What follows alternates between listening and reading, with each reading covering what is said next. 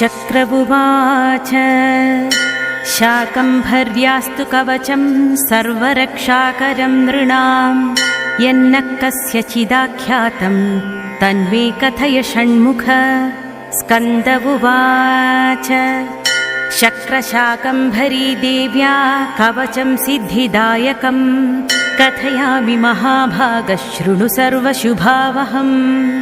अस्य श्रीशाकम्भरी कवचस्य स्कन्दर्षिः शाकम्भरी देवता अनुष्टुप् छन्दः चतुर्विध पुरुषार्थसिद्ध्यर्थे जपे विनियोगः। ध्यानम् शूलं खड्गं च डमरुं दधानाम भयप्रदम् सिंहासनस्थां ध्यायामि देवी शाकम्भरीमहम्। अथ कवचम् शाकम्भरी शिरः पातु नेत्रे मे रक्तदन्तिका कर्णोरमे नन्दजः पातु नासिकां पातु पार्वती ओष्ठौ पातु महाकाली महालक्ष्मीश्च मे मुखम् महासरस्वती जिह्वां चामुण्डावतु मे रदाम्।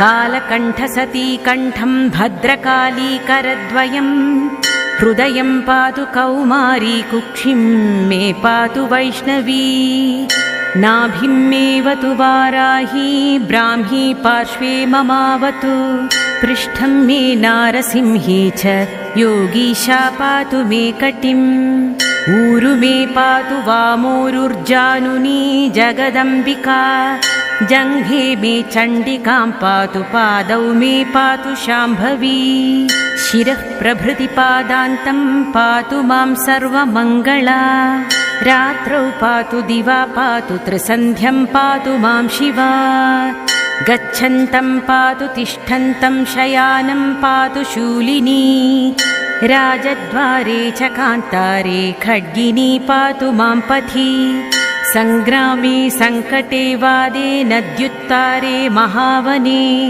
ब्राह्मणेनात्मशूलस्य पातु मां परमेश्वरी गृहं पातु कुटुम्बं मे पशुक्षेत्रधनादिकं योगक्षैमं च सततं पातु मे वनशङ्करी। इतीदं कवचं पुण्यं शाकम्भर्या प्रकीर्तितं यस्त्रिसन्ध्यं पठे चक्र सर्वापद्भिः समुच्यते तुष्टिं पुष्टिं तथारोग्यं सन्ततिं सम्पदं च शत्रुक्षयं समाप्नोति कवचस्यास्य पाठतः।